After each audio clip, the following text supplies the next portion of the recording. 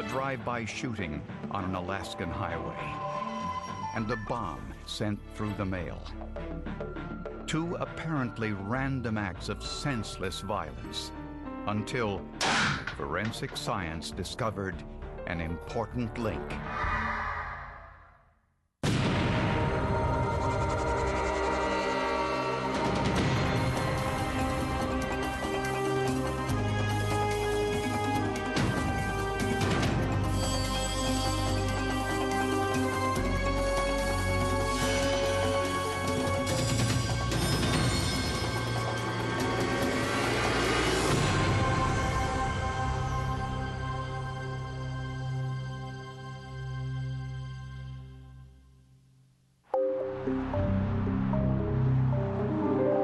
On an October night in 1990, Rob Chamberlain and his friend were driving along Glen Highway in Anchorage, Alaska, headed to a local restaurant.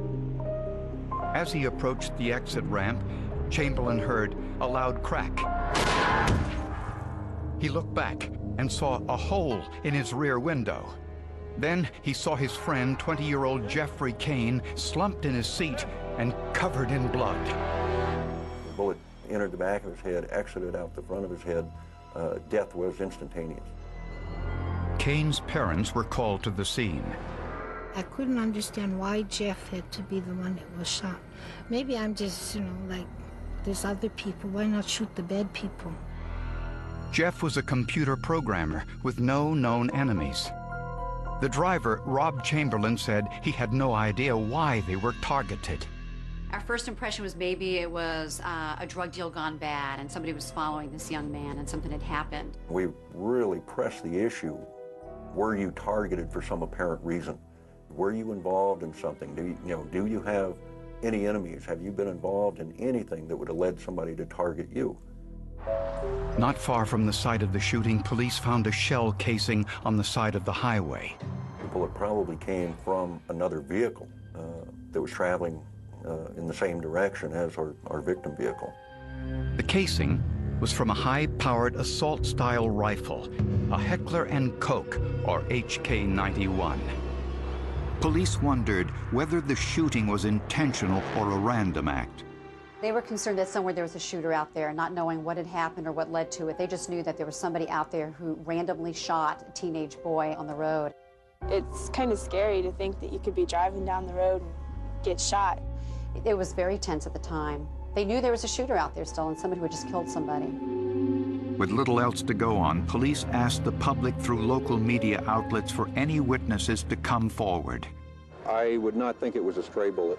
I would think somebody was aiming at that car. Why that particular car, we don't know. But no one reported seeing anything unusual. So there wasn't a lot of traffic on the freeway incoming into Anchorage at the time. So there was nobody else in another vehicle who, called the police and said, wow, I just saw a guy fire a shot out of a vehicle. The investigation had barely started and was already stalled. It is an unlimited pool of suspects. At that particular time, we have no idea who would have done this. We have no idea why they targeted that car. So it's just wide open at that time.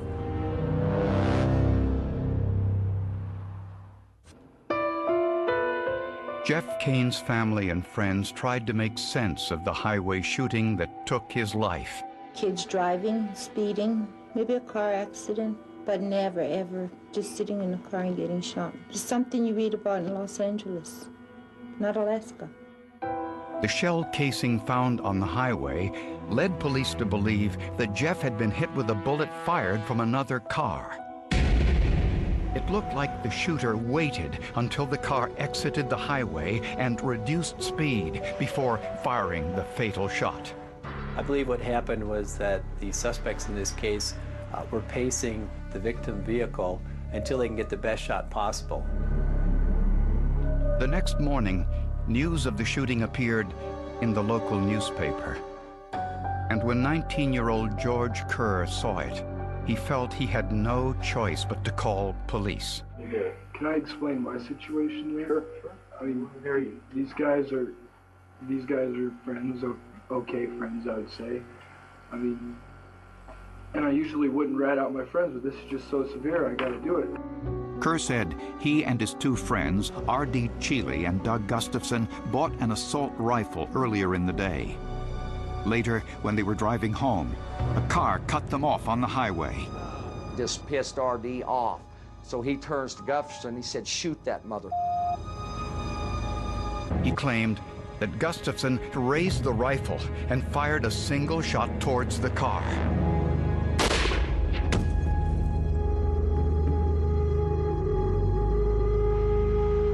Kerr claimed he didn't know anyone had been hurt until he read the newspaper.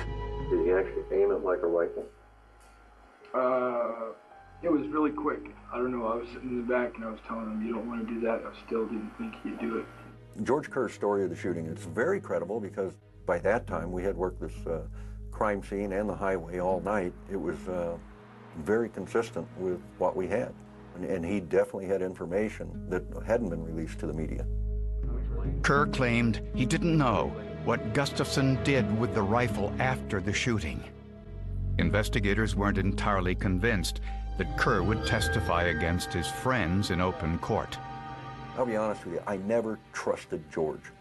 You know, he's one of these that he's going to flip on you. He's going to flip-flop because on the one hand, he'd go, "Oh, how terrible this was, and this kid didn't deserve to die." To the other turn, talking about these are his best friends, you know, and we would die for each other. There wasn't any proof that all this happened other than what George was saying. See what I'm saying? So they couldn't just run in and make an arrest at that time. To confirm Kerr's version of events, police asked him to wear a hidden microphone and meet with Cheeley and Gustafson. The meeting took place in a restaurant at the Anchorage International Airport. Two undercover policemen sat nearby. The recording device was in a car outside. George Kerr said words to the effect of, "Doug, why'd you have to kill that guy?"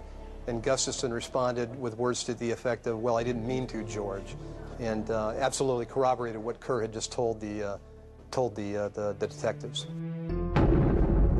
But Gustafson wouldn't say where he hid the gun. Nevertheless, police arrested R.D. Cheeley and Doug Gustafson and charged them with Jeffrey Kane's murder. George Kerr accepted a plea bargain and agreed to testify for the prosecution in exchange for immunity. Without the murder weapon, he was their entire case. George Kerr was very important to the prosecution. Without George Kerr, it would have been very difficult, I think, to put them at the scene and to actually have an eyewitness who witnessed not only the shooting, but what happened before and after. But as the trial was about to begin, George Kerr changed his story.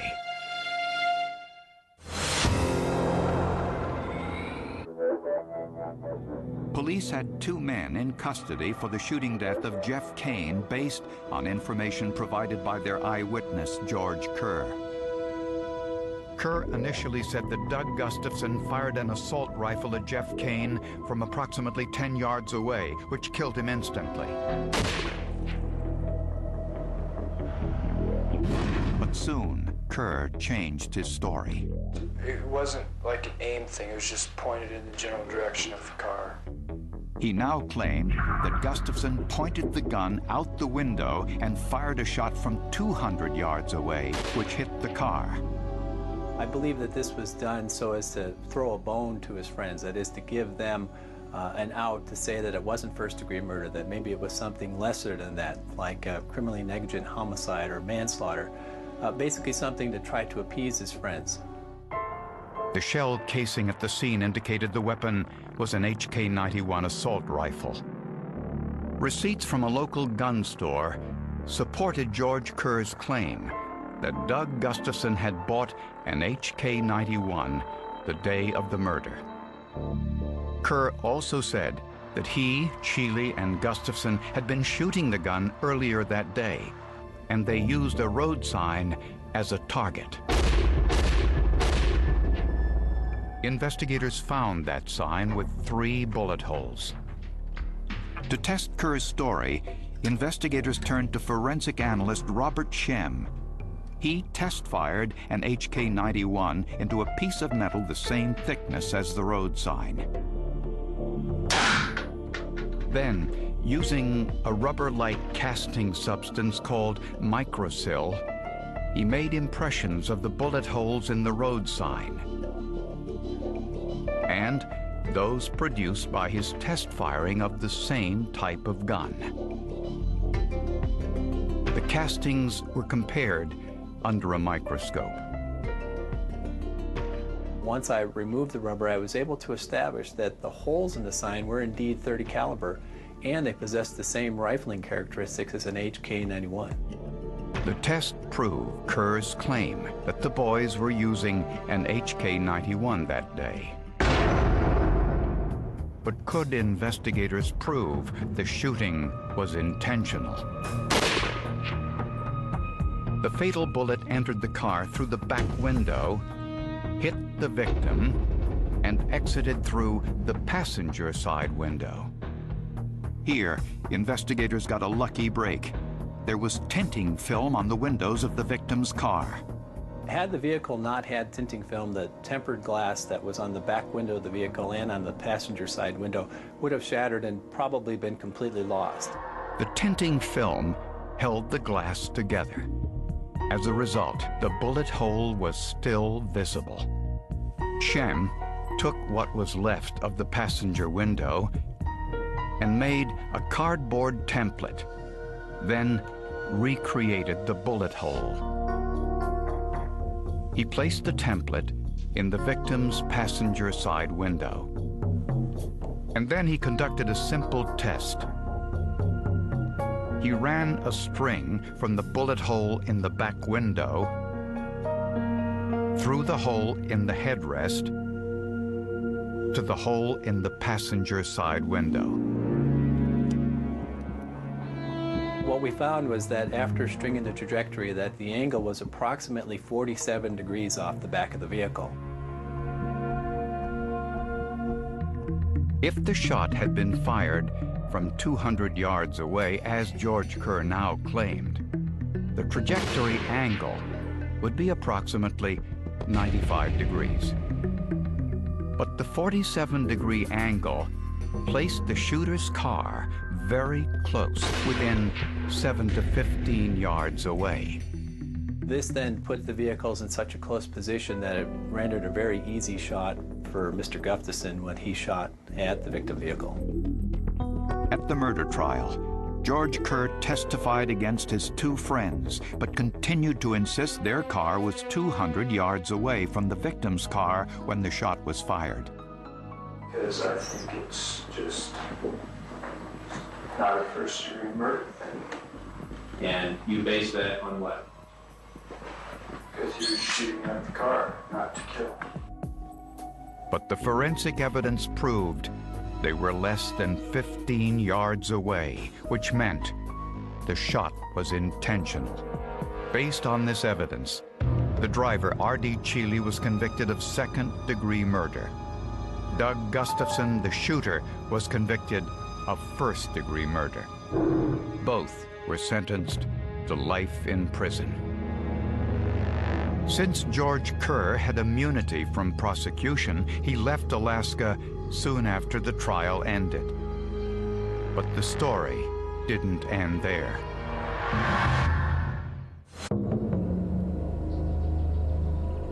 About a year after the highway shooting, a package was mailed to George Kerr in care of his family's address in Eklutna, Alaska.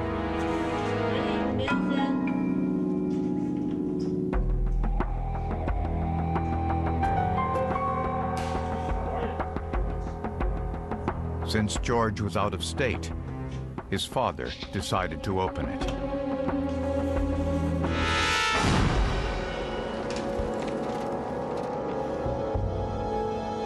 44-year-old David Kerr was killed instantly. George's stepmother, Michelle, was barely alive. Every bone in her face was broken, her eardrums shattered. Police questioned her on the way to the hospital, convinced she would not survive. Michelle, there's some police officers here. Just repeat what you think happened. Go ahead. Well, we got a package for George from the state of Alaska. I know it's from Doug. How do you know that it was from Doug, Michelle? Because George put him in jail. Okay. George testified. Michelle thought the bomb had to have come from the two men her stepson put in jail, Doug Gustafson and R.D. Cheeley. The bomb was not meant to frighten someone, to intimidate someone. This was meant to kill, and it succeeded, killing the wrong person. But could the forensic evidence prove it? At David Kerr's autopsy, investigators found a tiny metal post in his chest, the kind used in a switch. Ultimately, our crime lab was able to determine the type of switch that post would be a part of, a manufacturer, and to whom did the manufacturer provide the circuit or the switch? Radio Shack. Well, there are lots of Radio Shacks, but at least we knew there were Radio Shacks in Anchorage. But both Cheeley and Gustafson were incarcerated at the time. How could they have done it from jail? How could they do this? How could they do that? You know, which was all of our questions. You know, how could somebody do that from jail? Since prisons routinely record all inmate conversations, investigators found this coded conversation between Gustafson and his sister Peggy. It took place shortly before the bombing. Yeah, now this is to fix your car, remember? As soon as you find out which way is on, which way is off on the sliding one, glue it in place, like I described, right below the surface, so that when it's pushed towards the side, it's on. And when it's pushed towards the center, it's off. Right. Okay. Superficially, it just sounded like Doug giving his sister some help fixing her car, but had too much connected with it to be just that. So as you listen to it over and over again, you know, it became clear that they were talking about Doug was giving Peggy instructions on how to create a circuit for an improvised explosive device. Those audio tapes were the smoking gun. Other conversations revealed Peggy didn't have the technical ability to build the device, so she brought in another member of the family, their elder brother, Craig, who was a mechanic. Apparently, both Peggy and Craig Gustafson believed their brother was innocent in the highway shooting death and that George Kerr was responsible. To give some idea of the depth of her emotions and her feelings of revenge, Peggy Gustafson is 9 months pregnant. She is, in fact, within 3 days of delivering her second child into the world when she delivers the bomb package to the post office. Rock Phelps was in prison with Doug Gustafson and R.D. Cheeley when the bombing occurred, and he knew they wanted revenge. R.D. didn't give a shit who got killed as long as George Kerr got killed. He was wanting to kill George, Little George is what we called it. We had actually a number of inmates who told us that they had seen a list of names that Raymond Cheeley had with him at the jail, and that Cheeley had told them that in fact this was a hit list. It was a list of people that he wanted to kill, and they were able to describe the list, that the first person on that list was George Kerr. Other names on the hit list included the judge and prosecutor at their trial. When Peggy and Craig Gustafson were brought in for questioning and they heard the taped conversations from prison, they immediately confessed. When Peggy cooperated, Peggy was able to tell us which store she went to purchase those switches. We were able to find through an old receipt at that store, it didn't have Peggy's name on it, but it did show a transaction right during the time frame that would be very relevant to our case of those types of switches being purchased. This bombing was totally preventable. It never should have happened. The Department of Corrections failed Dave and failed me. Their job is to protect the public and not simply house prisoners. Michelle Kerr sued the state of Alaska and won more than $11 million in damages. Peggy and Craig Gustafson were both convicted for their role in Mr. Kerr's murder and will serve a minimum of 22 years in jail. R.D. Cheeley and Doug Gustafson received additional life sentences. They shouldn't even have wasted a trial on them. They should have took them out and let the family shoot them in the back of the head. That's the way I feel about it, but that's Alaska justice. You know, we do things a little different up here. Used to, anyway. In the end, a half-dozen families were destroyed, and prosecutors believe there would have been more victims if forensic science hadn't ended Cheeley and Gustafson's killing spree. You can't just take science by itself and build a case, or rare occasions can you. You use a combination of what are people telling you, what do you know about this person, that person, and you use your science and it all just meshes right together.